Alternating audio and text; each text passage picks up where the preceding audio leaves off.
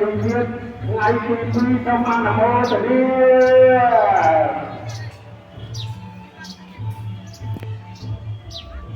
បាទឥឡូវនេះគឺប្រចាំរងប្របានមុនចិត្តបញ្ចប់ហើយណាអស់លោកកំពុងតែរងចាំដើម្បីដាក់បាបប្រទានដល់ប្រសំ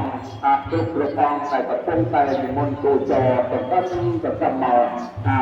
នេះហើយជាទឹកចិត្តជ្រះថ្លានៅក្នុងផ្លូវពុទ្ធសាសនា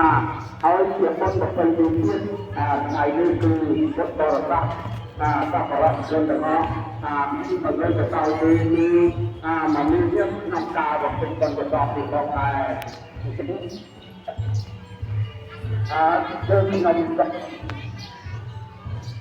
ដឹងដល់ទេវតាក្នុងចក្រវាឡទាំងមូលណាថ្ងៃនេះគង់សត្រាទុកនៅក្នុងបទីក្រាមនេះថាពុទ្ធបរិស័ទតែកំពុងតែបំពេញនៅពុទ្ធកិរិយាលភ័យតែមានដាក់នៅសំខាន់បាយទឹកនំចំណីរំយ៉ាងមាននៅបរិខាផ្សេងៗនឹងនាំមកនៅបច្ច័យសម្រាប់បង្កើនកសាងក្នុងសមត្ថភាពនេះចូលក្នុងប្រព័ន្ធនេះបានបន្តចូលដាក់ទឹកហើយយ៉ាងទៀតទៅឲ្យទៅដល់ទីផ្លាយទៅជា